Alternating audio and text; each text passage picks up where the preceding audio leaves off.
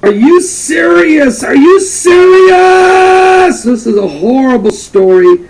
I want to thank Castellan for sending this to me, as well as Sheila, Reverend Gary, Nick of New York, several people, even some others I can't quite remember. 21 children have died after eating school lunch in India. 21 children have died after, and dozens are very sick and are hospitalized after eating free meals at a primary school in eastern India. At least 21 children are dead. There's another report now saying 22 are dead. Some of the ones that are in the hospital sick may be dying. More than 24 others sick after eating the free school lunch that was tainted with insecticide, according to Indian officials. I want to say the word Monsanto. It was not immediately clear how the chemicals ended up in the food in a school in eastern state of Bihar, and obviously I don't know either. But one official said the food may not have been properly washed before it was cooked. Here's my thing. If insecticides are put on food that are so potent and are so poisonous that it will kill you instantly like this, do we really want it on the food? And are we talking what?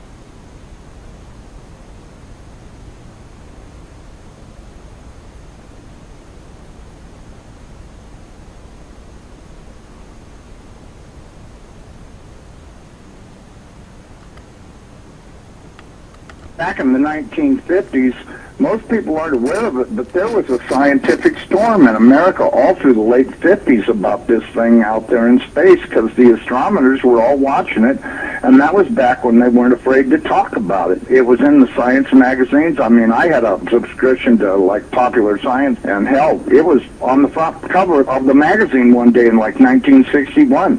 And I was really excited when I saw it, because here's this giant red planet on the horizon of the California coast, and a humongous tidal wave coming in towards the coast, and having grew up in the mountains of the Sierras, and this thing in the magazine, it said this tidal wave coming in was going to be at least 3 miles high, and I went and showed it to everybody in the house, and they laughed, and they said, look, It says right here, there's nothing to worry about. It won't be here for another 50 years. Hey, guess what? That 50 years has came and gone. Oh, this is one for the record again.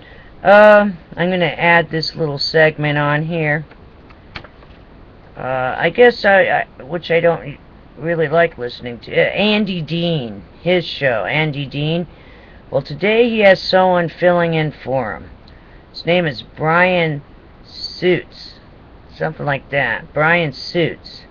Now, at the opening of the show, this brought a red flag up to me. It just red flag. All of a sudden, I just went, wow, red flag. Okay. On the Andy Dean show, this guy, this fill-in host named Brian Suits, if I'm saying his name correctly, because I listened to it like 5 times and couldn't really understand his last name. He was talking about the Rolling Stone magazine, okay? And that's coming out that they might pull with the Boston bomber on it or something. But listen, I don't care. They're gonna pull that magazine anyway. But here's what he said. Something came up and he said something about, oh, the guy looks like Jim Morrison. And he goes, the guy looks like Jim Morrison. What was he? Jim Morrison. He was from the band, the Beatles. Boom! Red flag. Where's he? He must be some kind of reptilian something from another planet. He stated that Jim Morrison was one of the members of the Beatles. From the Beatles. Now either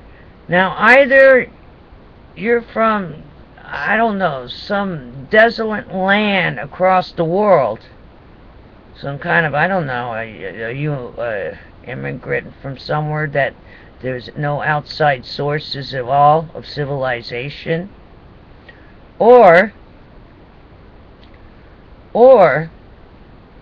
is he like some kind of cyborg? Or he might be a reptilian alien. Something not right. That was the strangest thing I ever heard. That was like someone who was like, they say that the aliens are among us. For anyone to say Jim Morrison was in the Beatles, if someone else can capture that, if they were recording this program, oh, I was like in the kitchen, and I go, what? This dude didn't know what, you know, I'm ready to hear the Doors, right? He goes, Jim Morrison was in, and I'm thinking to myself, the Doors, come on, man, what's up? The Beatles. And then keeps talking like nothing happened. This guy, obviously something's wrong.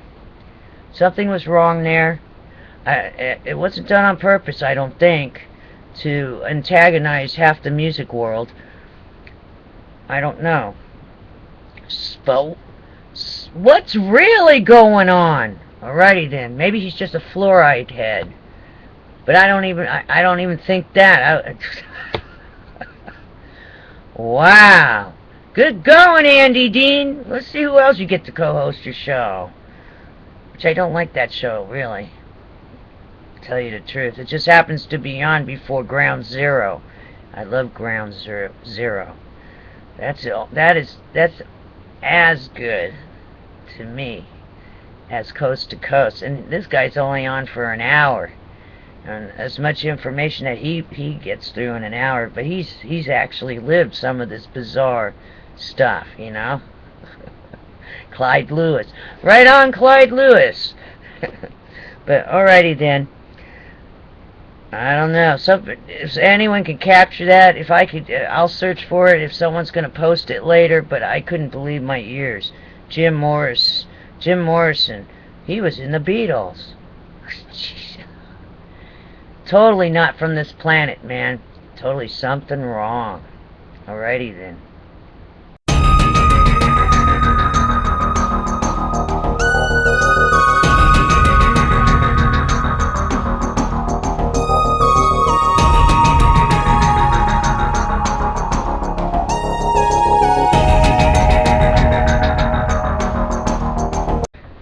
Live, this is One for the Record. I'm Diana, and today is July 16th. I'm sorry, 17th, 2013. And here are your news updates for today, July 17th. It is Wednesday, hump day, and a big shout out to Jimmy Richardson. Hey, how you doing tonight? Alrighty then, here, let's pull this back up. Alrighty then. Let's first go into the breaking news. Let's check that out first. Tornado damages Plant City, Florida mobile home. Oh, heads up. Tornado in Florida. Alrighty then. And that was a few hours ago. 5 hours ago, actually. Alright. Moving on. I think there was some stuff on here.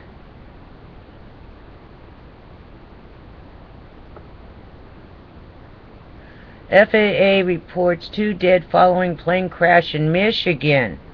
Coming out of M Live 4 hours ago. Heads up. Also 4 hours ago, 94 degrees Fahrenheit in Chicago, Illinois, hottest day of the year thus far. Heads up. Hey, I know what used to work for me, and that was Pedialyte. When I started getting a heat headache, or I was outside too long in the heat, that kind of helped hydrate me, is the Pedialyte. The fruit flavor was the best for me. Let's see. U.S. passes H.R. 2667, bill to delay Affordable Care Act employer coverage mandate for 1 year by a vote of 264 to 161. That's coming out of Politico. And I think they also did that for the people that have to get, the ones that had to get health insurance.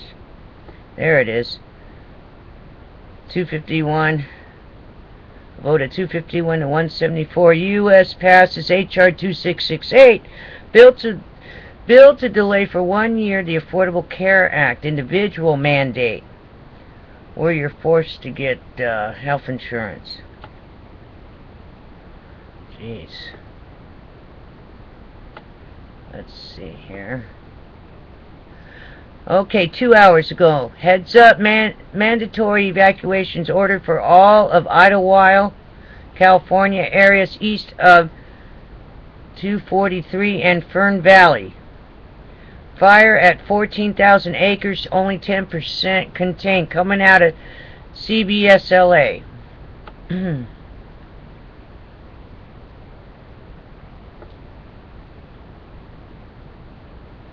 Alright. Let's get out of this one. And let's see. Let's go into the watchers watching the world. High seismic activity, ash emissions at Reventador volcano in Ecuador. Hubble releases new stunning images of comet Ison. New MRI research reveals cancer cells thrive on processed sugar. I wonder if the high fructose corn syrup, is that almost the same? That's in almost everything? Gee whiz. Processed sugar. Fukushima leaking radioactive materials directly into the ocean.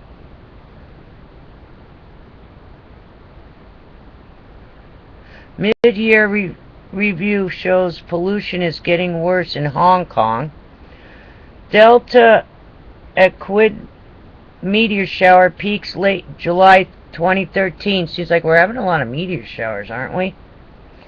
Shallow earthquake magnitude 6.0 near Sabacaya volcano, southern Peru. Heads up. Excuse me. Alright, let's get rid of this one. Okay, let's go into the extinction protocol 2012 and beyond. And it's the same thing. Mount Reventador eruption intensifies at second Ecuadorian volcano. Massive Portugal earthquake today would devastate much of Britain. Researchers say Mount Fuji may erupt if earthquake causes cracks within the volcano. Heads up, Mount Fuji! We got some more here I gotta tab down. Again, significant earthquake swarm reported at Costa Rica's Turrialba volcano. Wow, okay. Heads up if you live by a volcano. I think they're all starting to go.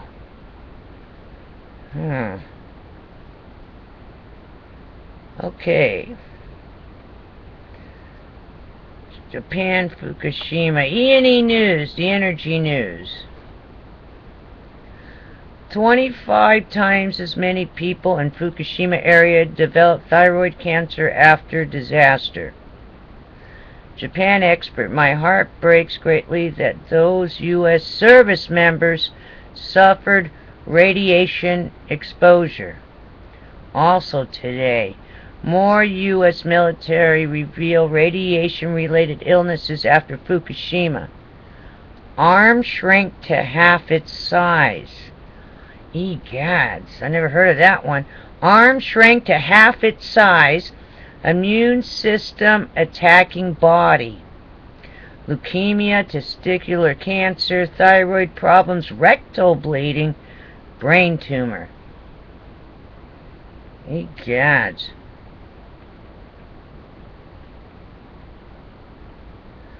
Wow. Let's go into U.S. Canada.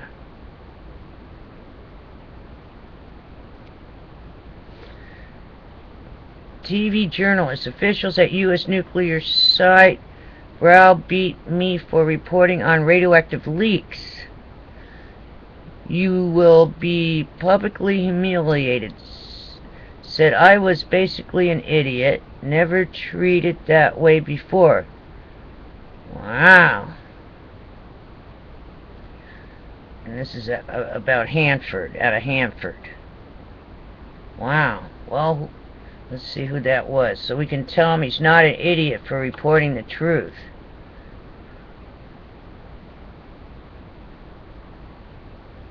Published by Nuclear Hot Seat. King's 5 Susanna Frame nails nuclear Hanford secrets. Host Libby Halevi. Susanna Frame.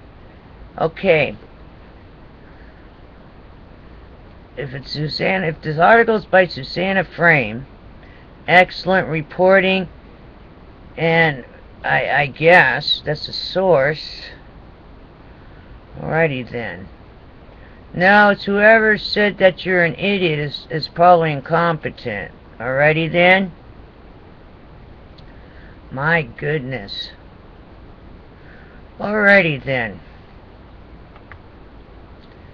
Alright. It is 3 days down hump day. Tomorrow's the eve of Friday. Hang in there. You're almost there. We're all almost there, but I usually work the weekends. Alright. My weekend's almost up, which is the weekdays. Alrighty then, you take care. Be safe. Stay tuned. I'm going to attach more things for you. In fact, maybe I'll attach, if I can, Alex Jones from the day before yesterday. The INFOWARS news. Maybe. I might do it. But then they start talking stuff that, you know, I don't want to get shut down. Let him have the people chase him down. Alrighty then, but I'll see if I attach it, yeah, then this might not really, how do they say it, reflect the views of this channel. I'm just showing you what's out there. Alrighty then, it's already been out for 2 days. I'm gonna maybe show you what's out there. Alright, take care. That way you can see what other people are reporting on. I'm just showing you what's out there. Don't get mad at me about it. Oh no. I'm just showing you what's out there. That's been out there for a couple days. So take care, and I'll see you on the flip side Be safe, and if I can, I'm going to attach some stuff. Alrighty then.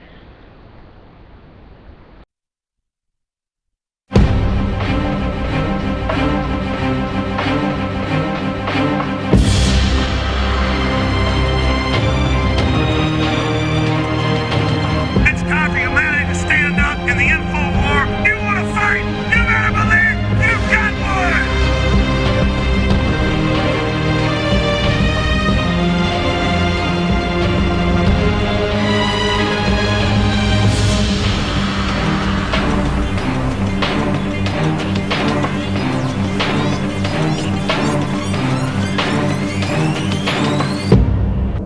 Welcome to the INFOWARS Nightly News. It is Monday, July 15th, 2013, and I'm your host, Leanne McAdoo. Tonight's top story. George Zimmerman was acquitted in the 2012 shooting death of Trayvon Martin. As promised, protests took place all over the country with thousands of people taking to the streets demanding justice for Trayvon. Oakland police stood down as protesters terrorized drivers. According to a report by ABC7, protesters had complete control of 14th and Broadway near Oakland City Hall and refused to let vehicles pass. At about 8:30 p.m., police opened the intersection to traffic, but it quickly deteriorated when demonstrators surrounded frightened drivers who found themselves trapped. The crowd forced them to turn around. Oakland police officers that had been near the corner retreated, leaving the helpless drivers without police protection. Now, this is all very similar to what happened during the LA riots in 1992 when police there were ordered by their superiors to stand down in order that they wouldn't escalate the cycle of violence that was going on there. But because there was no police presence, 53 people died and more than 2,000 were injured during the LA riots. But apparently police this weekend weren't given the stand-down order there because they fired rubber bullets at protesters and arrested several others who blocked off the 10 freeway in LA. Now, when I first heard about the Justice for Trayvon protests and how they were backed financially by the Department of Justice, and then of course with the new Black Panthers calling for Whitey riots, I thought, you know, they're going to let this play out and enact martial law, much like they did during the World Trade Organization riots in Seattle in 1999. The WTO, since its inception, has come across incredible opposition worldwide because of its obvious authoritarian implications. That's a hard thing to deal with when you've got highly motivated people that have real complaints and valid issues. How do you deal with it? Well, you simply call in your friends. The left coast communists posing as anarchists under Delta Force direction. Broke windows at the Gap, they're smashing windows at McDonald's, they're dumping over garbage cans, and they are very angry again and hostile. We're seeing more clashes with other protesters telling them to stop because they're giving everyone a bad name. None of the protesters, the legitimate protesters down here, want any of this kind of action, and they are very angry. They're right now knocking at the newspaper. Megan, any sign yet of police trying to track them down? Police anywhere. Oh my God. They're breaking the bank window here at U.S. Bank. We got to get out of here. We're going to run up the street because if they see us, they attack us. And so we're keeping a safe distance away from them. Several police officers have told us because they were assigned to control the protest crowds, they weren't allowed to break ranks and to stop the black bloc. So the group just continued destroying property for nearly an hour. What's wrong with this picture? If the police are supposedly there to protect the public and property, then why? Why did state police, Seattle police, as well as the feds, stand back and allow the anarchists en masse to run around and throw bottles at police, cones, rocks, you name it, and assault private property as well as members of the general public? Because they needed someone to demonize the rest of the good demonstrators. You see, the anarchists were actually given their own operations base, even during the curfew and civil emergency that was declared after their attacks. Boy, that was a good excuse to clear the streets. If you thought the anarchists who commandeered a privately owned downtown building were out of town now, well, think again. As Cairo 7 Eyewitness News reporter Christina McKenna has found out, they're still here and still living rent-free. Susan, when these anarchists moved out of the building behind me on Saturday, a lot of people thought they should have been headed to jail. Instead, it turns out a lot of them just headed around the corner, and they're now living in a building right over here where they're enjoying electricity, hot water, and heat, all rent-free. Saturday afternoon was a celebration here. 7 days after they commandeered this downtown building, anarchists walked away without a word from police. It feels to me like we won. And at least some are still winning. As part of the deal to get them to surrender this building, anarchists were offered housing just around the corner at the same price. The building is owned by the Low Income Housing Institute, a private nonprofit that is in large part funded by the city and is now working with the city to house the anarchists. First of all, with criminal trespassing, that was me or you or the average person out in the street, we'd be in jail. John Satoli can't believe the anarchists aren't in jail now. As a lawful tenant in the building the anarchists had seized, he was locked out of his packaging and shipping business for a week during his busiest season. Satoli can't believe he's now contemplating bankruptcy, and the people who put them there have paid no consequence at all. They walked away. They walked away, and the city of Seattle, low-income housing, moved them across the street on me and yours taxpayers' dollars. So why didn't the police department arrest the anarchists when they moved out of that building? Well, that's a question a lot of people are asking, especially since the West Precinct is just down the block. We asked the police department this weekend. We asked them again today. They still haven't returned our call with an answer.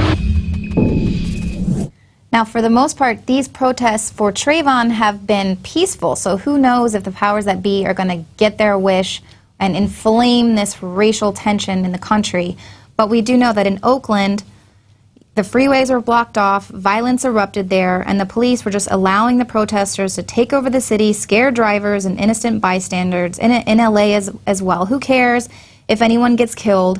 Because Zimmerman is a whitey racist cracker, and we must divide and conquer. Now, do I personally think that Zimmerman was wrong to go after Trayvon Martin? Yes, I do. Now, are the lines a little bit blurry where the aggressor becomes the victim in an attack? I think we can all agree on that. But the point is, the justice system acquitted him. They found him not guilty. But still, the media and the protesters are focusing on race. But I feel like a lot of the protesters are failing to recognize the fact that the mainstream media and the Department of Justice are behind pushing all of this racial tension.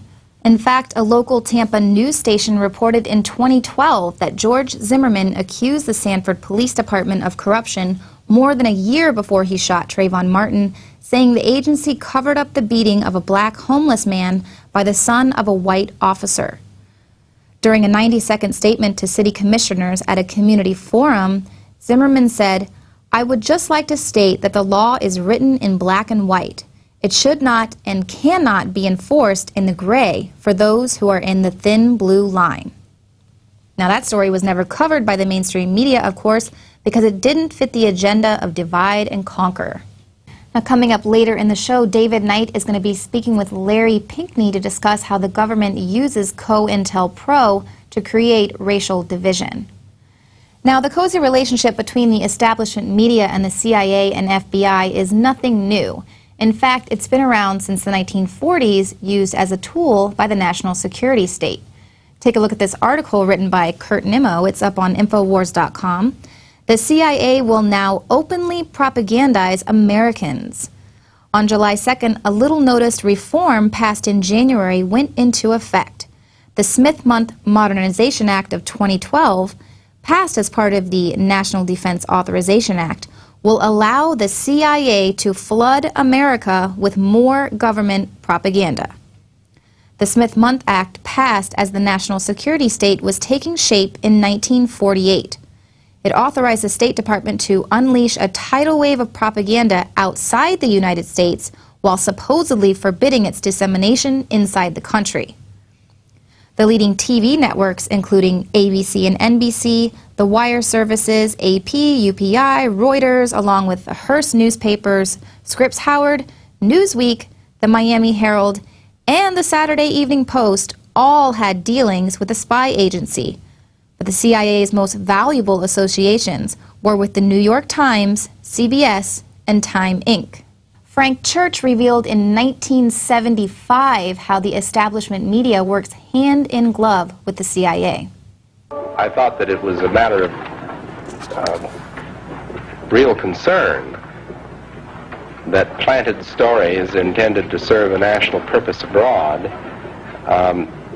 came home and were circulated here and believed here, because this would mean that the CIA could manipulate the news in the United States by channeling it through some foreign country. Now we're looking at that very carefully. Do you have any people paid by the CIA who are working for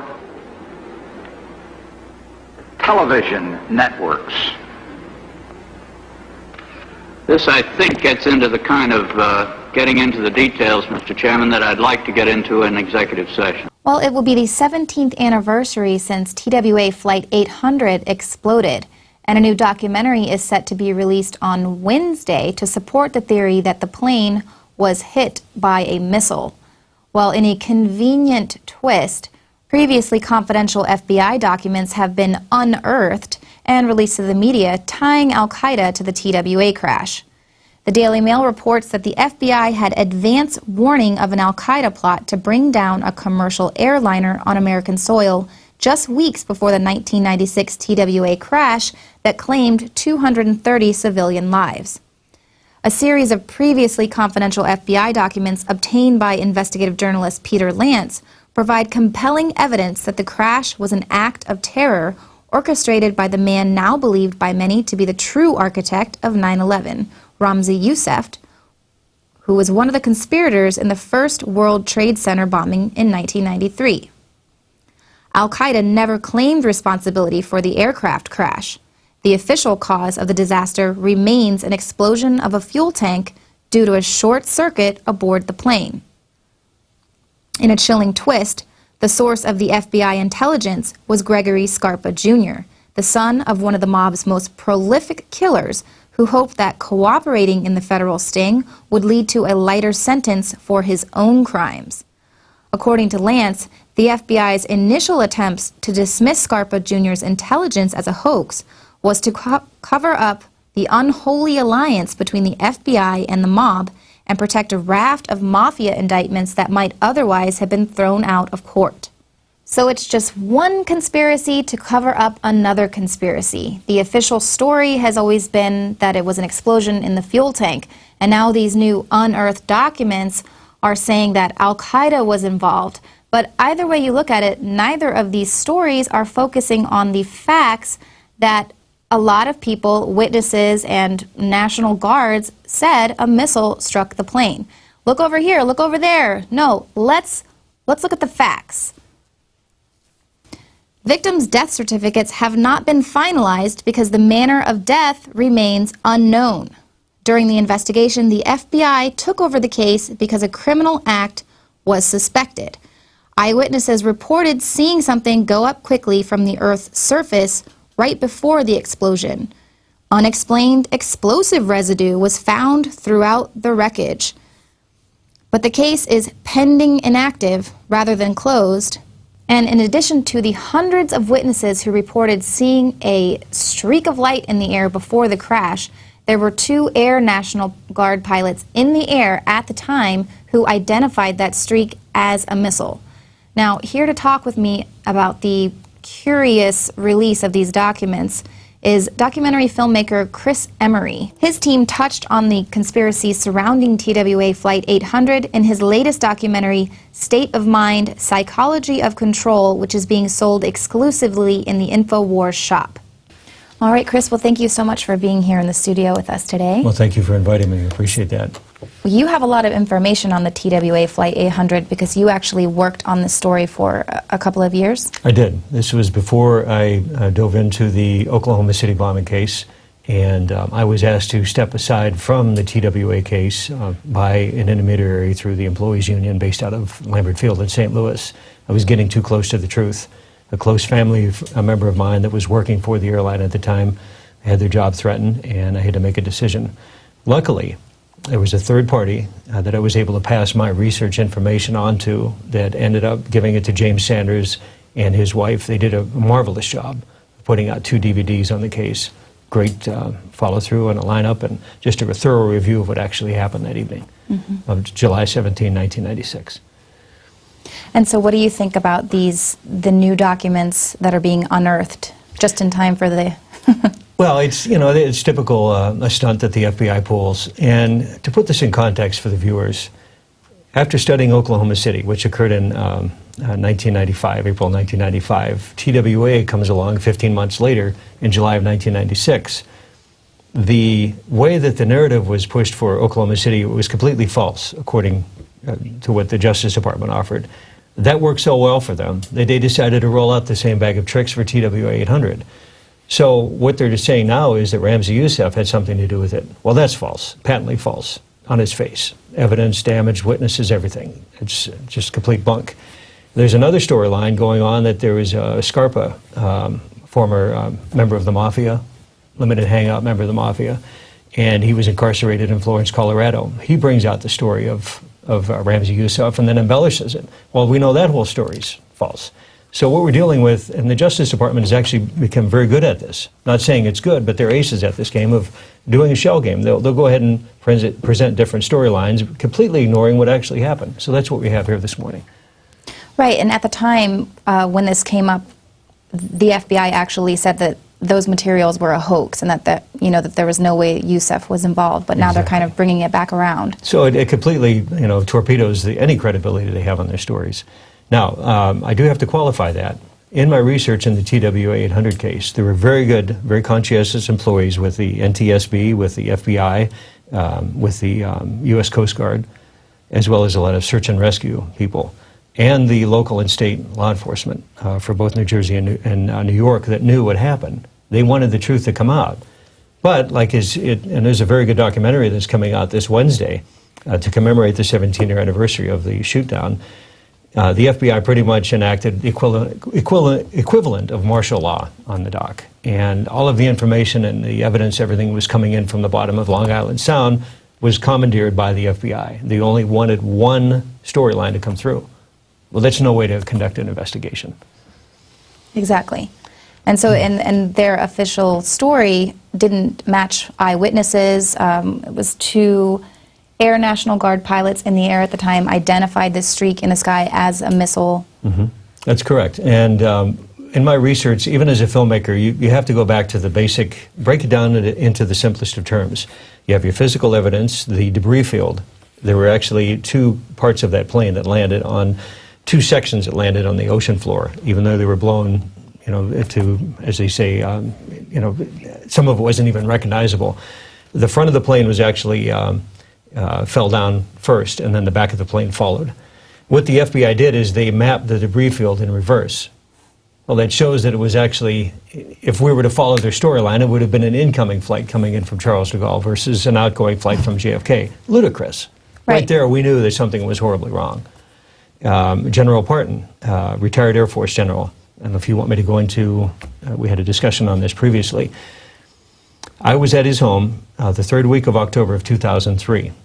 We were talking about the Oklahoma City case, nothing to do with TWA at all. After a lengthy discussion, it got to be about 4 a.m. I had to get up and get a flight out early the next morning, or that morning, to go back to Oklahoma City. And I was at his home in Alexandria, Virginia.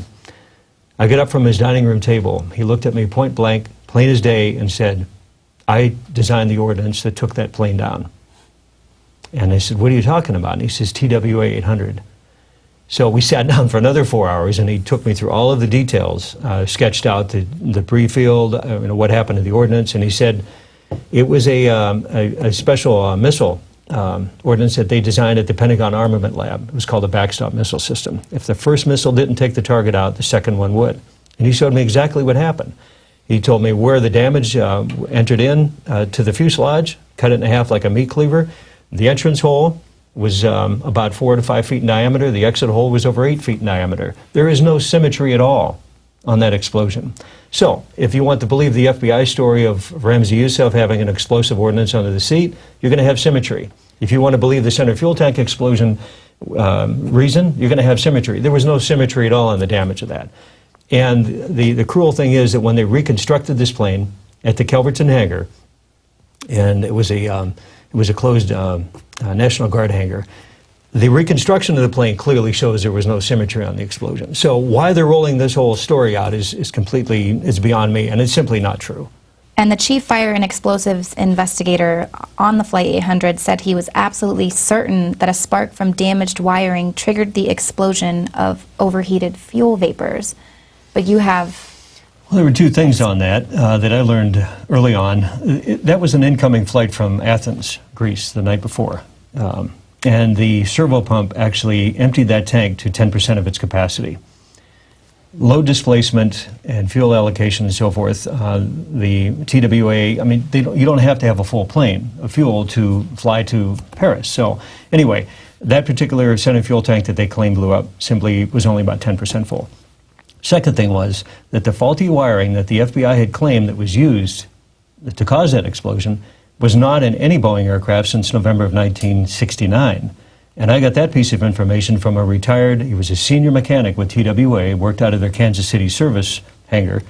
And he said that because of another airline, foreign airline, that Boeing had used that wiring, and they had a catastrophic accident with that in September of 1969. It was November of 69. Boeing took all that wiring out, and the 747, fleet of 747s didn't hit the drawing boards at Boeing Field until 1972. So we're talking about nearly 2.5 to 3 year complete time period where obviously they're not even going to bring in faulty wiring to put on a new aircraft. So why the FBI chose to pull that story is beyond me.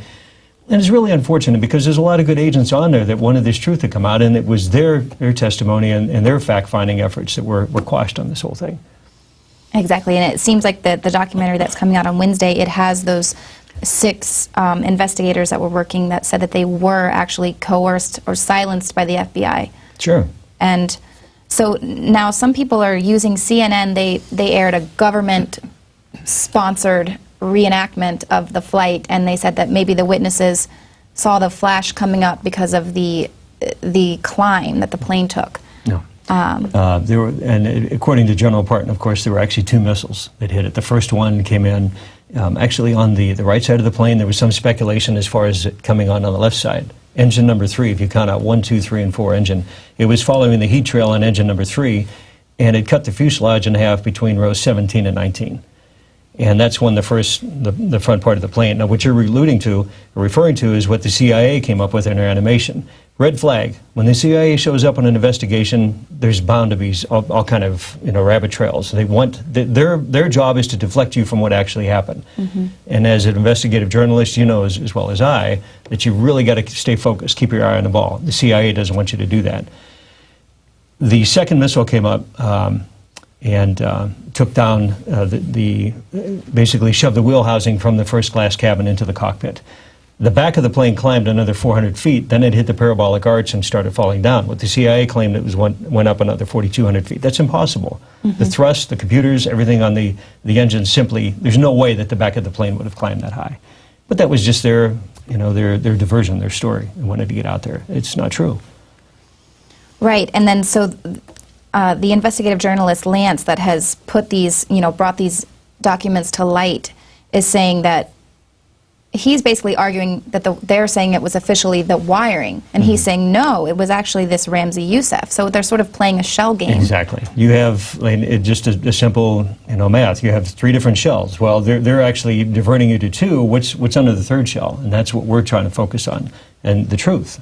When you have a retired U.S. Air Force general that says he designed that ordnance at the Pentagon Armament Lab, they shared ordnance with the U.S. Navy and the U.S. Air Force, a retired senior mechanic. You have a retired United Airlines pilot who was actually a very good friend of mine out in L.A., sued the NTSB, the CIA, the FAA, and the FBI in federal court in Los Angeles. One of them, he compelled them to bring forth the evidence, and they refused to do so.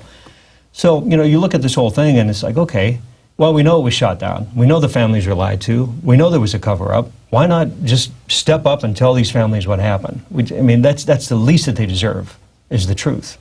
And, you know, respect the families. So you were talking to me earlier about that there was a base or something, there was some sort of a training exercise going on there, and that's the real... Yeah, it was a top secret exercise going on off the coast of Long Island that evening. And from the best that General Parton was able to speculate, and some of his colleagues that he went to school with, and you know, he served in the Pentagon with. He had since retired, obviously, back in 1978. But he got calls within about 24 hours after the shootdown, stating, yes, they knew what happened. And it was a live exercise, real-time exercise, both monitored at the Situation Room at the White House. And there was a special top-secret drone that was floating about. They estimate between 62 and 68,000 feet above the Earth, monitoring this whole exercise going on. TWA 800 breached the security perimeter. And it was unfortunate. I mean, there was a blip on the radar. And the ship that was in charge of shooting down the drones that were launched from the submarines, that's the story that I got from General Parton, mistook the TWA 800 for one of the drones. Now, here's the thing that the FBI fails to mention is there were actually 25 vessels in that group, in that exercise, 23 surface vessels, 2 submarines. Every one of them, according to radar tracking from all the way from Maine down to Logan Field in Boston and JFK, all the way down to South Carolina, tracked these vessels leaving the scene of the accident. Well, why wouldn't they come back and help? And that's telltale right there. There's something horribly wrong. You have the U.S. Navy, some of the top experts in salvage and so forth. They had to wait 3 days to bring up a salvage trawler from South Carolina to bring that debris field, the debris up from the bottom of Long Island Sound. So that's another red flag. So why do you think the truth hasn't come out about the training exercise? That was a top secret exercise. I guess that's a question you're going to have to ask the Pentagon and the U.S. Navy. I don't know for sure. My speculation is a citizen, as an investigative journalist that stepped back and looked at this case, the government would have been sued for billions of dollars. I mean, it was a catastrophic accident. And of course, the Atlanta Olympics were taking place during that time period, so it would have been a massive public relations disaster too. So there was a lot of things running concurrently that it would have been more advantageous for the powers that be and the top decision makers just to sweep this under the rug, and that's exactly what they did. But we tie into the state of mind psychology of control in a movie that's coming out this Wednesday. And we address the different techniques that the government and the media use to do exactly what's happening today. This is a prime example of what's going on. Luckily, you and I and the staff here at INFOWARS have the wherewithal and the ability to step back and say, okay, we can sort through the facts and the fiction. And that's what we're going to try to do with the movie. And we give you the basic, the building blocks and the tools to, first of all, put it all in context. Second, figure out who's doing it. And third of all, we give you the solutions to figure out what's going on. Yeah, well, we have just started actually, anyone who orders State of Mind starting today, we have just started shipments on State of Mind. And then it's going to actually be premiering on the INFOWARS Nightly News on Wednesday night. We'll also have the roundtable interview that you did with Alex. There were actually myself and 3 other members of the crew. Richard Grove, James Lane, and Austin Green did a marvelous job in writing and directing the movie. Wonderful, and that's going to be premiering on the 17th. You can go to the INFOWARS store for State of Mind, the Psychology of Control. Well, thank you so much for being here in the studio. It was rather serendipitous that you were here to work on the shipments today so we could get you in to talk about this story. It all ties together. Absolutely, and it's always a pleasure. Thank you so much, Leanne. Thank you. All right, well, we're going to be taking a quick break, and then David Knight will be back with tonight's guest, Larry Pinkney.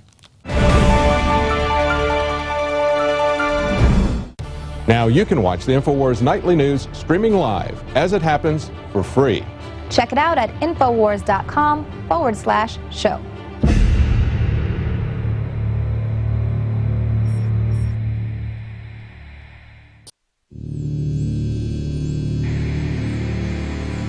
Are we choosing our own paths, our own destiny, or has it been pre-selected for us? C.S. Lewis said, when training beats education, civilization dies. We need to always be cognizant of, as a free society, that information can be used as a weapon. Barrier to discovery is not ignorance. It's the illusion of knowledge. We are seen as nothing but biological androids. To gain control of education in America, not for a philanthropic purpose, but to change the thinking of the American people. From the time we're very young, we're taught to, worship authority basically because that's our key to survival as young children. Discover the history, the present, and the future of mind control. From compulsory state education to the Hollywood media brainwashing machine, we are kept in perpetual bondage to the ideas that shape our actions. In the CIA, scientists could actually film people who had been surreptitiously dosed with LSD. There's a brain entrainment process that takes place. That gives the government free rein to create whatever story or narrative it wants to create. Whatever the public face of something is, whatever they're talking about publicly, there's something else over here they're probably not looking at. How to engineer the opinion of the American people so that they would fully endorse, not only endorse, but demand a war. When you watch mainline establishment television, you are putting yourself in front of the barrel of a gun. Discover the history, the present, and the future of mind control, psychological warfare, brainwashing. Are we controlled and manipulated? You bet. That's mind control par excellence. Find out how deep the rabbit hole really goes with this new groundbreaking documentary film, State of Mind. Available exclusively at INFOWARS.com.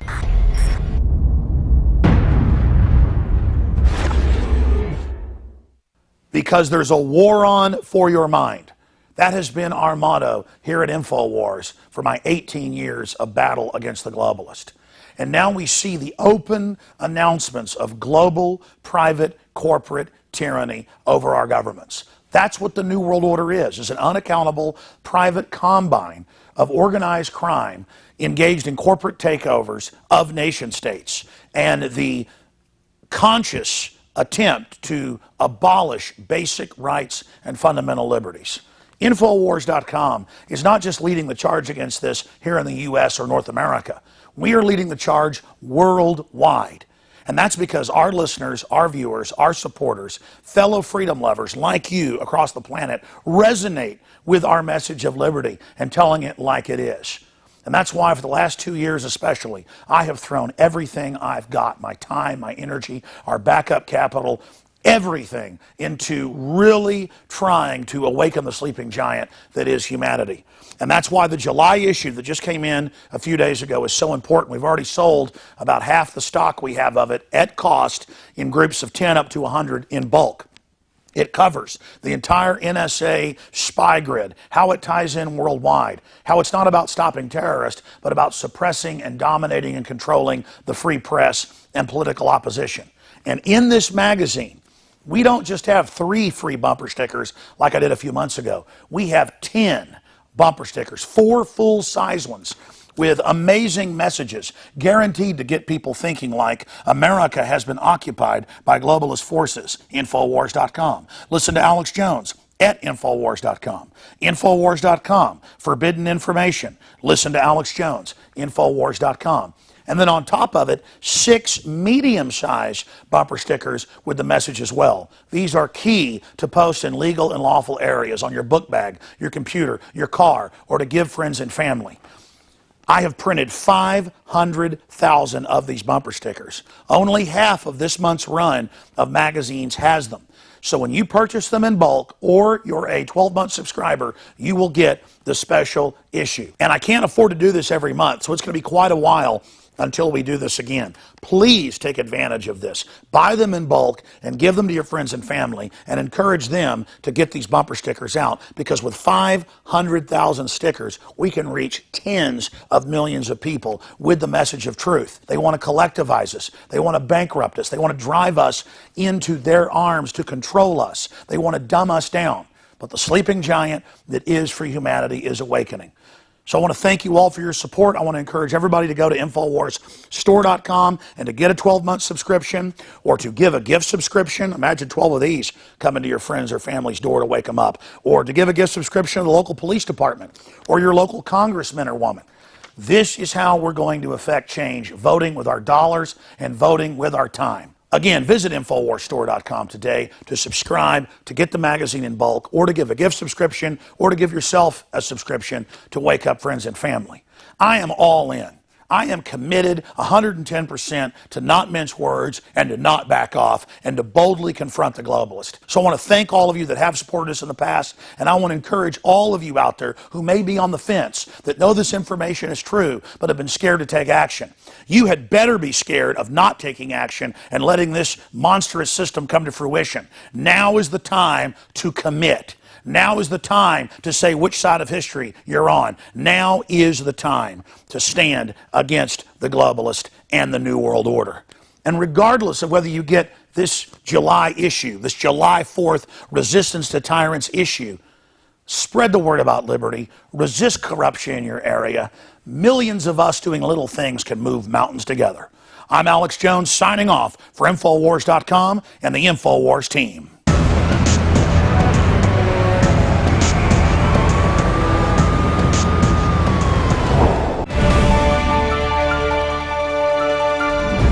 Well, we're pleased to have as our guest today Larry Pinckney. Now, as you've seen Larry Pinckney probably many times on InfoWars, you know that he's had a lot of experience with racial division, how the government uses that in COINTELPRO, as well as he's got experience with guns and self-defense.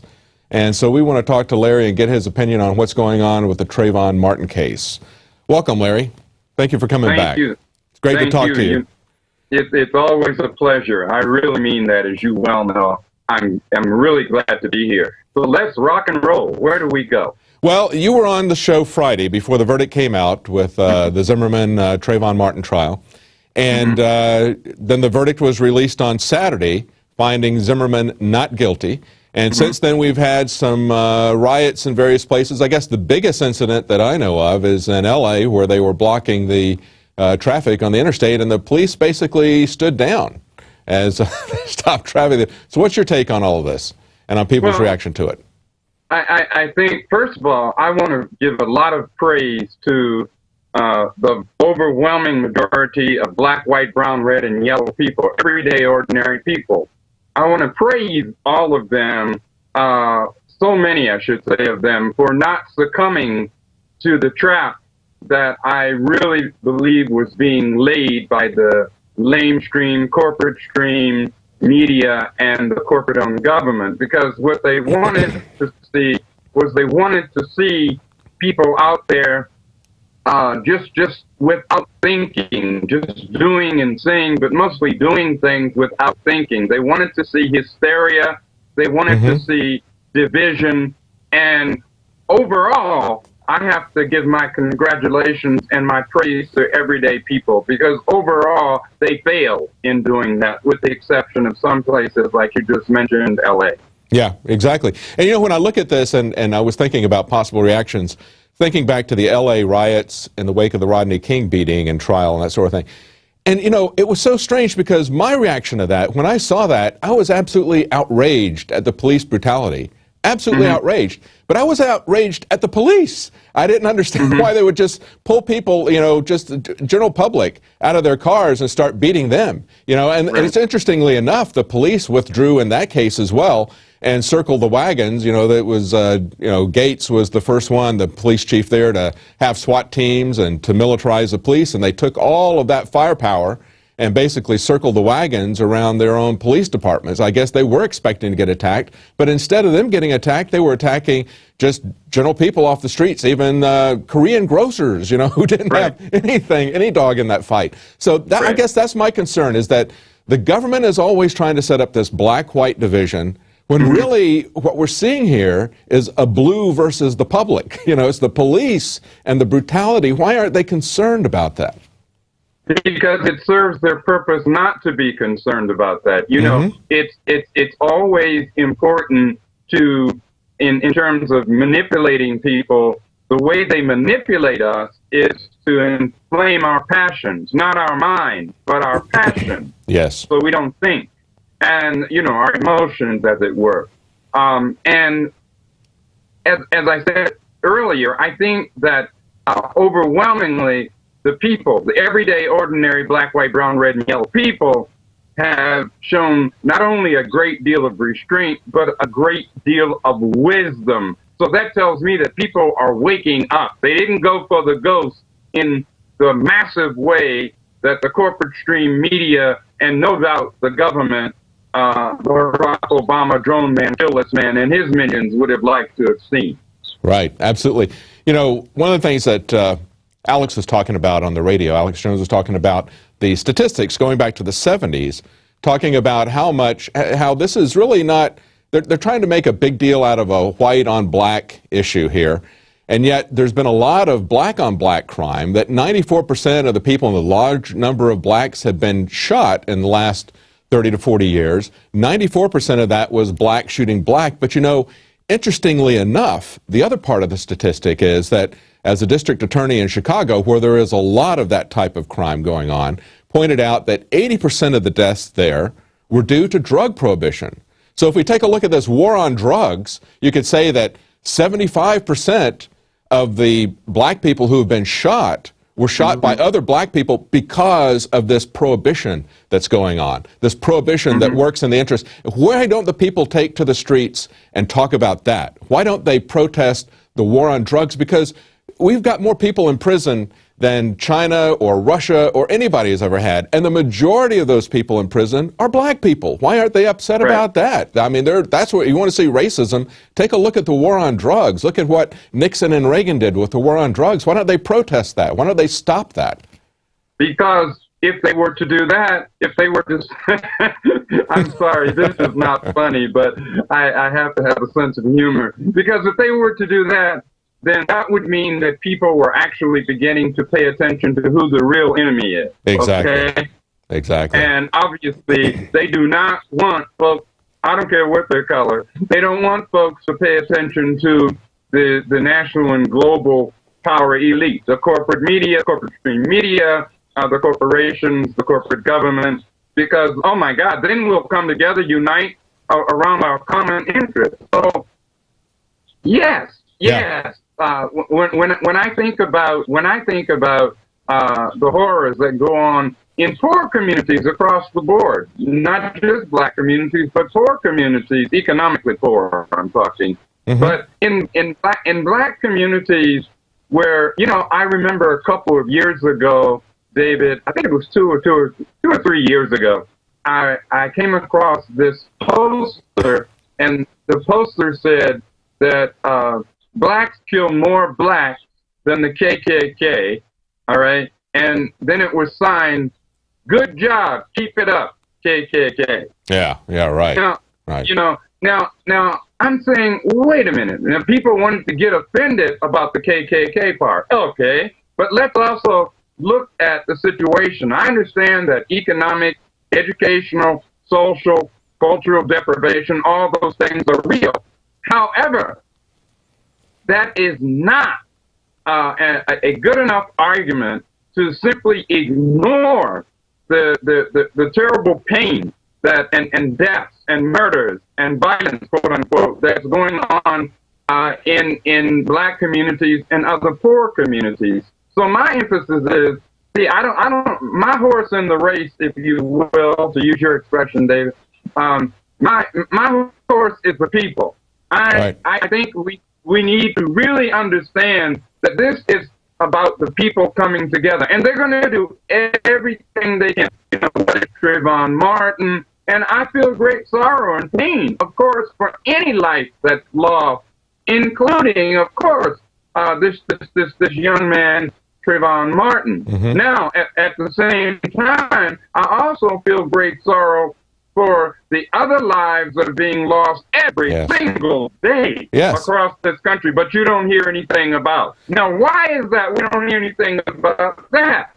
You know, there's you never hear the national mainstream media talk about the deaths due to police brutality, due to beatings, due to shootings, people dying from being tasered, people getting crippled from being tasered. That's going on all the time, and it's going on to black and to white. And yet there is no outrage about that. I mean, yes, this is one person's death, but look at how many of these other cases there are. Nobody is talking about that. Right. And as you said, David, it crosses the board. This is happening to people of all colors, especially black, white, and brown people, but it includes, red and yellow people too. That's okay, right. But if we recognize that, if we realize that, if the people become conscious of that, once again, they're going to stop. They're going to critically think. We don't have to be a rocket scientist to figure out what's going on. So we have got to be, when I say we, I mean we the people, we've got to be the ones to determine the narrative. We've got to be the one to determine the narrative, not the corporate stream media, not the government, not these hate mongers out there who want to see division. They want to see blood in the streets, when in fact it should be unity in the streets. I want to praise those few people too that who were outraged, but who did not allow themselves to be punked out, to be played and pushed into reacting in such a way so that they could call out the SWAT team, so that they could do what we know they really want to do. Right. But back to what you had said, and I apologize for digressing, but the fact is that we, that's to say, everyday, ordinary, black, white, brown, red, and yellow people, everyday, ordinary folks need to pursue our interests, our common interests collectively, together. That's right. And that's when I am determined to keep pushing that message. Determined, So I hope I'm making some semblance of sense here. Oh, absolutely. Going back to the war on drugs, I mean, when this really started ramping up under Reagan, I became aware of these asset forfeiture laws, how they were charging inanimate objects with crimes, and the way they were doing these no-knock raids, which now have become just ordinary, everyday things. They're not even an aberration anymore. And they report them, and a local news might report them once, and then that's it. Everybody forgets about it. We try to pull these things up and report on them on a national basis, but it's become so commonplace, nobody's even thinking about what's essentially martial law anymore. That they just feel like they're going to kick the door down, use stun grenades, and throw grenades in, and bark orders at people. If you don't do exactly what they want, they shoot you. If you think you've got an intruder, they shoot you.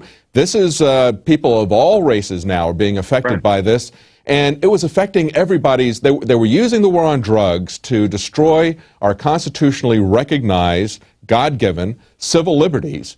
And a lot of people who weren't a part of either selling drugs or using drugs just said, well, I don't really care. That doesn't really affect me. They didn't realize that it affected them. Now we're seeing the same thing being put on steroids with the war on terror, because now they're really ramping up the militarization of the police. They're really going around and doing this. People need to wake up about this. But let's talk about how they're using and controlling this narrative with the media as well as the government. I mean, it started right away with NBC editing the 9/11 tape, to try to make it look like it's more racially motivated than I believe it really was. And that was really the seminal event. And it looks like the defense attorneys now are going to take action against NBC, civil action against that, because that was really the thing that kick-started it, isn't it?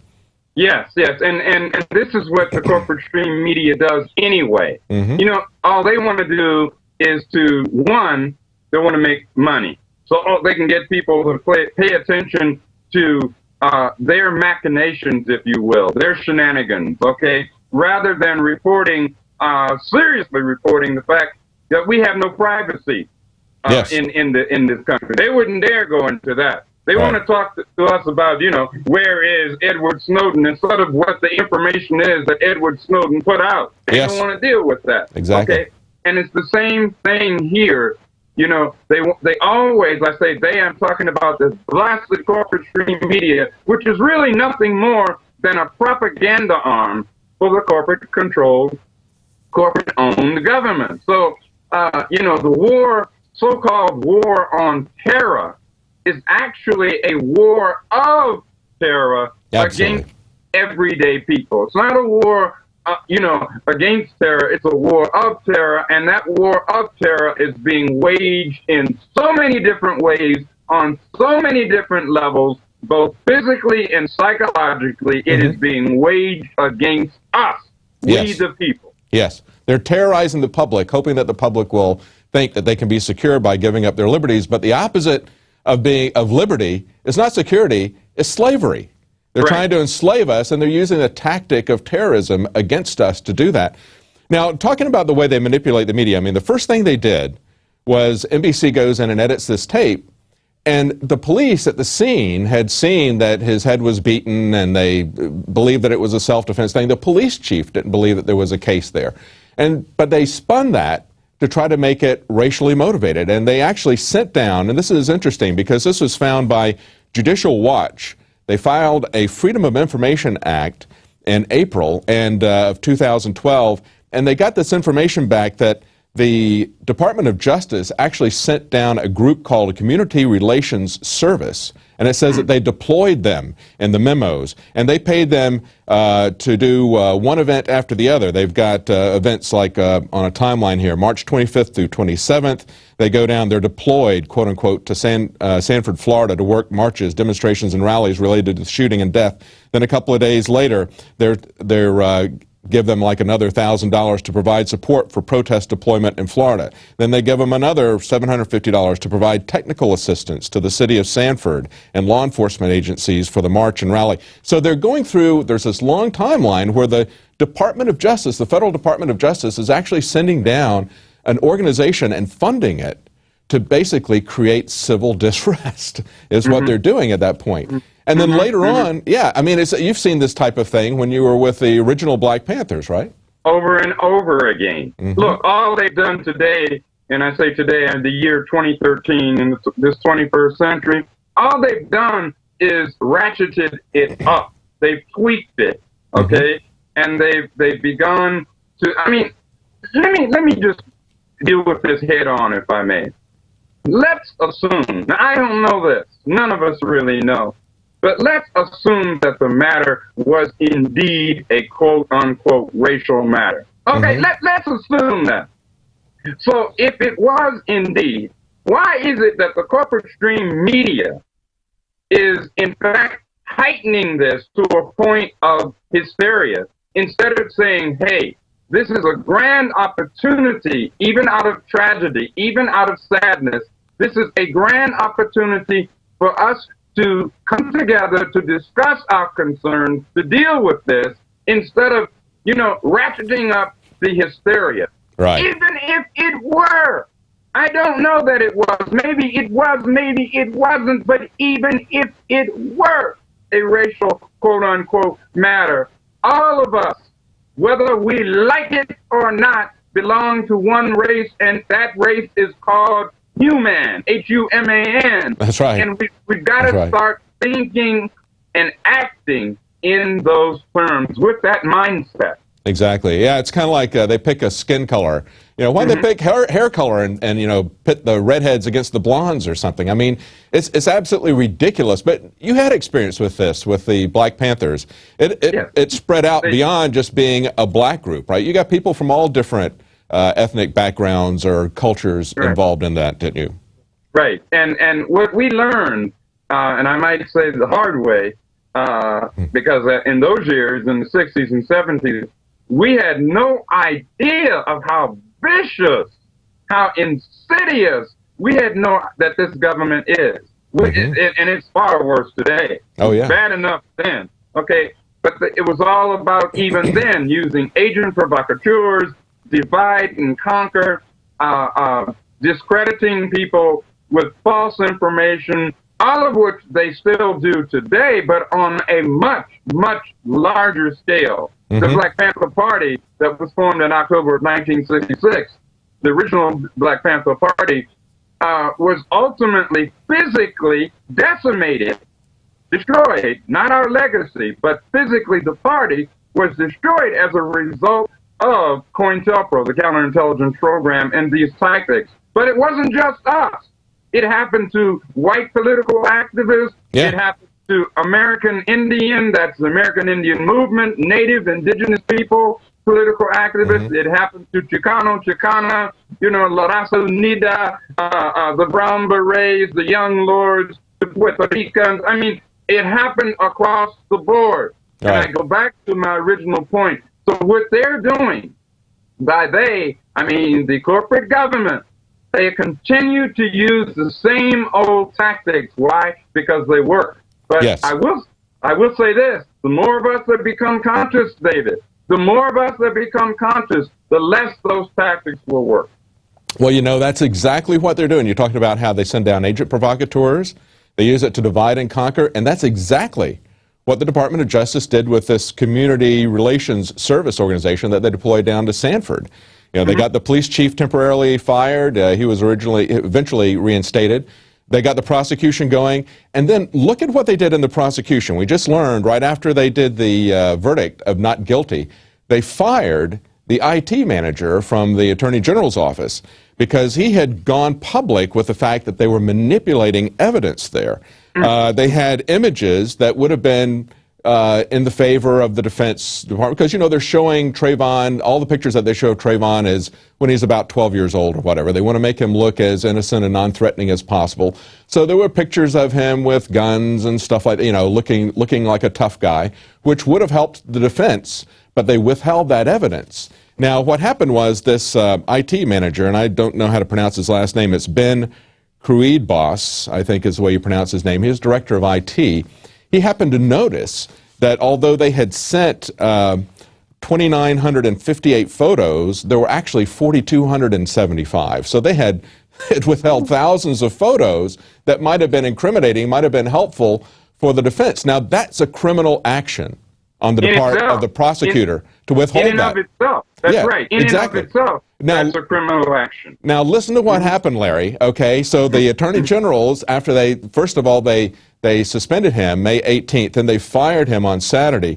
And what they did was they accused him of erasing the data to try to cover it for themselves and said that's why we're firing him, because he erased the data. However, what we find is that the defense team said that they noticed that some of the pictures that they got were cell phone pictures that were black and white. And they said, wait a minute, cell phones don't take black and white pictures. And so they knew that something was being doctored, because why would they be black and white? Well, because they didn't want to show any blood on Zimmerman's head. So they filed some requests for the original pictures, and they said it took them from the end of January until June 4th to get very poor pastel-colored pictures, not still the full-color pictures. So obviously, this is being manipulated and being controlled by the Attorney General's office, being manipulated and controlled by the federal government, being manipulated and controlled by the media, so that, as you said, just as they did with the original Black Panthers, and that's when the Black Panthers got dangerous, was when they branched out from just being about the black community to where they started pulling in people from all different communities. That's when they got dangerous. That's when they set them up with this COINTELPRO, sending in false information, divide and conquer, and these COINTELPRO agents. And that's what we see going on here, even in this Zimmerman case. People need to understand how they're being played, because the government, as you said, still using the same playbook, but they've gotten a lot more sophisticated at it. They are. You know, I was reading a statement that is purported to have been made by Ben Jealous, the head of the NAACP. I call it the National Association for Corporate, anyway, not the NAACP. All right. And Jealous said, now this man should know better, but he said, quote, that Zimmerman had been found innocent. Zimmerman was not found innocent. That's right. All right? George Zimmerman was found not guilty.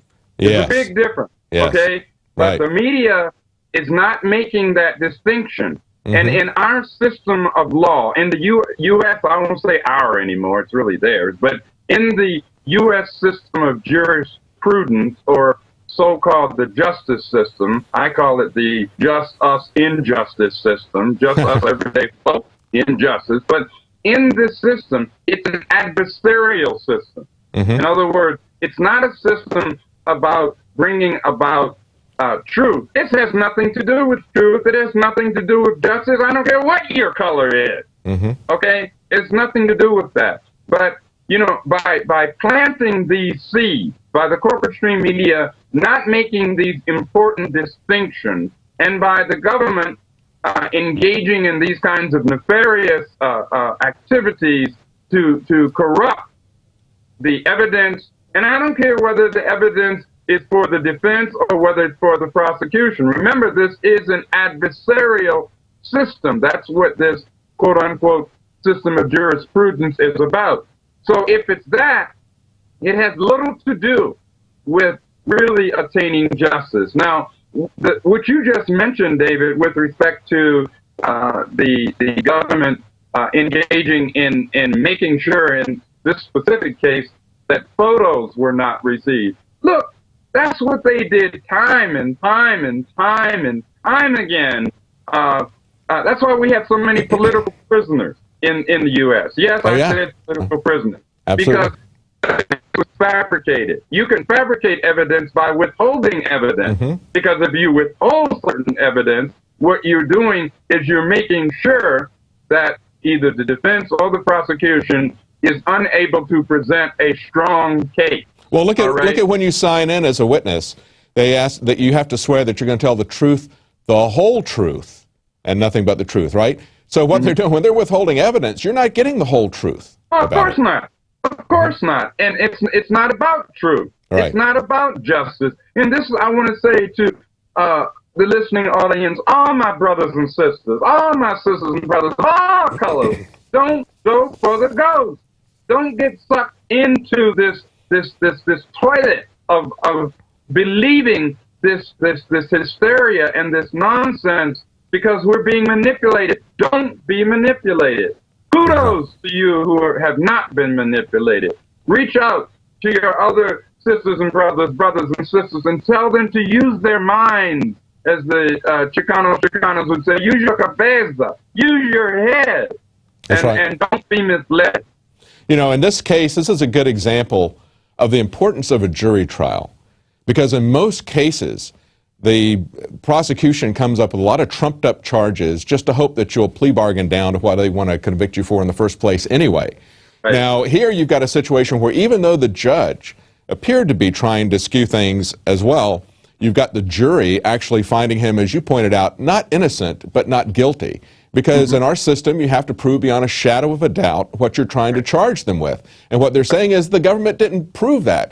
Yeah, it's very difficult. And taking the specifics of the case, for example, I mean, even if there is a racial component in why he was following Trayvon around, it's almost like when you've got a situation with a husband and wife, and the wife is being passive-aggressive and nagging and taunting the husband, and finally he loses it and gets violent and starts attacking her. If she's in danger of her life, she is entitled to use deadly force to stop that attack. And so if you got a situation here where whatever led up to it, at that point, it's kind of like somebody breaks into your house and they start to, you know, you might fire a warning shot or whatever, they turn and run. If they're on your front yard running away from you and you shoot them in the back, you've used unwarranted force. Well, you also have a right to defend yourself if they're coming at you for whatever reason. And so that's really kind of the difficult thing that the jury had to decide, was what was going on at that moment. And I think based on the physical evidence that the police saw at the scene, I think that's why they originally didn't charge him that way and felt that there really wasn't a case, because there was a lot of evidence that it was a pretty brutal, violent fight.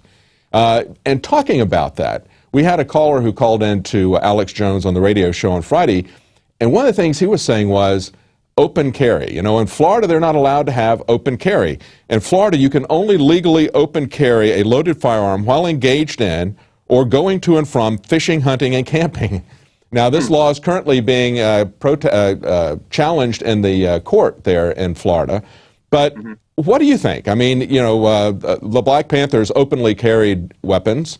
What do you think about open carry versus concealed carry? I mean, it seems to me like open carry is a deterrent, actually, to violence.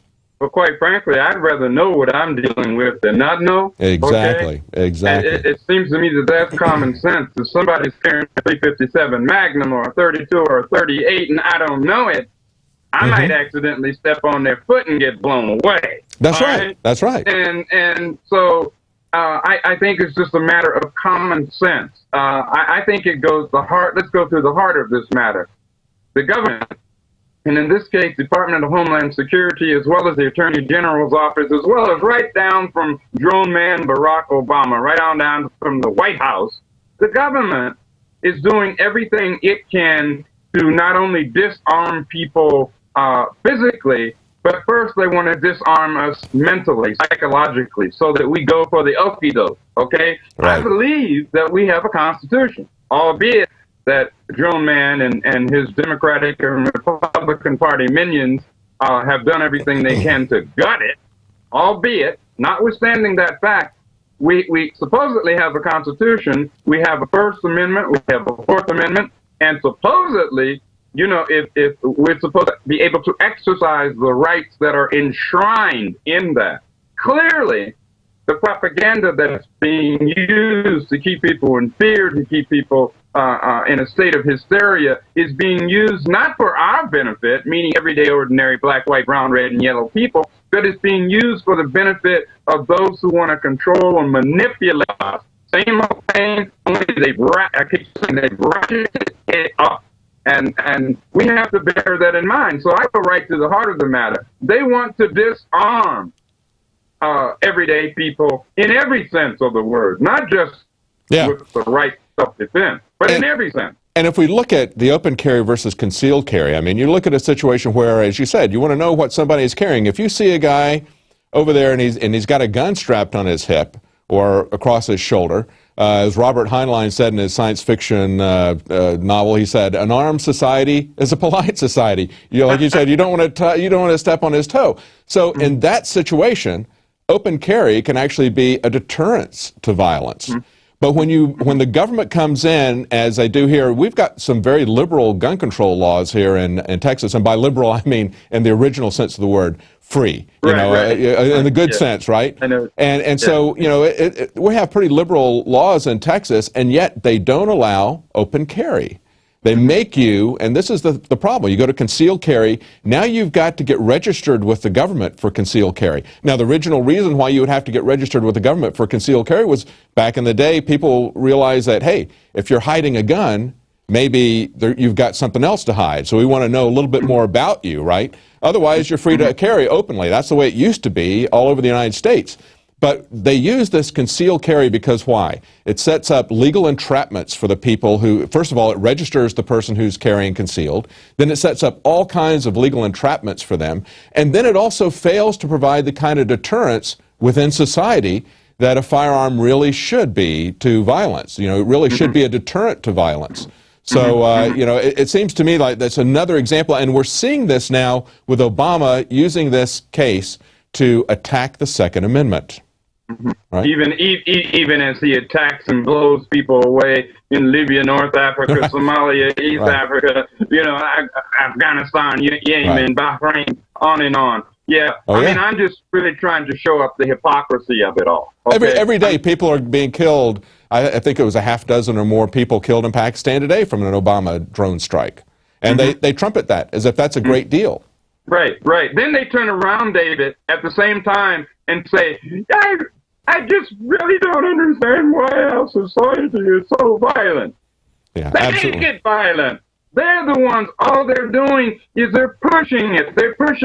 They're you know, this whole macho man, get off my planet by sundown mentality. And then they turn around and act like they don't understand why people do what they do, when in fact they're programming people to do those things and then trying to use those actions as a way to disarm the people. Absolutely. Well, Larry, wrap it up for us and tell us what you would like the general public to make out of this, and again, restate what we're talking about earlier, I guess. People to look beyond what the media is feeding them, how the government is trying to manipulate them.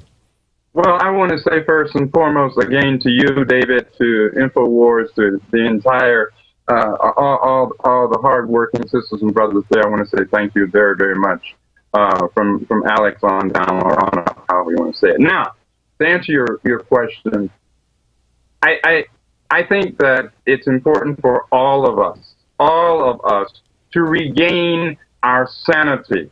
In order to regain our humanity, we have to first regain our sanity. And what do I mean? What I mean is, don't react. If we're going to do something, there's a big difference between responding and reacting. Do not react, okay? And my sisters and brothers, my brothers and sisters, black, white, brown, red, and yellow, don't react. Think, critically think, use your mind, okay? And you know, I have great faith with ups and downs, notwithstanding ups and downs and all the challenges we face. I still have great faith in the ability of humans to evolve, to grow. We have got to push aside this corporate stream media nonsense. We have to be, as you all are doing right there at INFOWARS, we have to be our own media, okay? And as I, in my columns in blackcommentator.com and intrepidreport.com, I always end the column by saying, each one, reach one, each one, teach one. I'm within my sisters and brothers. That's what we have to do. It's a struggle. It's hard. They're going to do everything they can to discredit us, to knock us down. But as Frank Sinatra would say, I get right back up. You know, remember that rubber tree ant? Okay, I'm going to get right back up. So I want to send out my love and my strength to all my sisters and brothers and sisters of all colors, of all ethnicities. And I want to say all power to the people, just as we said back in the day. Great. Thank you so much, Larry. I appreciate you giving us that. Thank you for joining us. Thank you. It's a pleasure. Thank you. Well, as Larry was saying, each one reach one, each one teach one, and that's exactly what you can do at prisonplanet.tv. Get a subscription there. You can reach out and teach other people.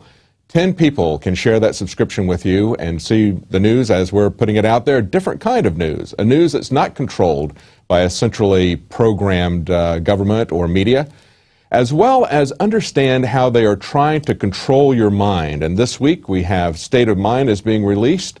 It's still pre-bookable from InfoWarsStore.com.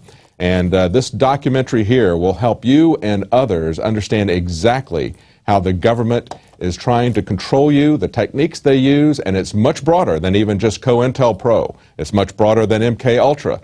It extends fundamentally to the media as well as the educational system. So take a look at that, get State of Mind.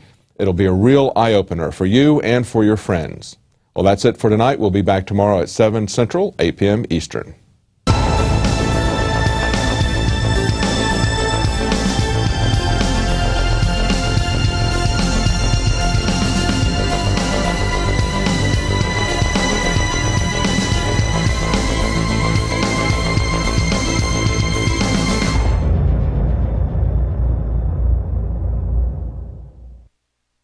Now you can watch The Alex Jones Show live as it happens at Infowars.com/show. You'll find links to all of our content there and a free 15-day trial for Prison Planet TV.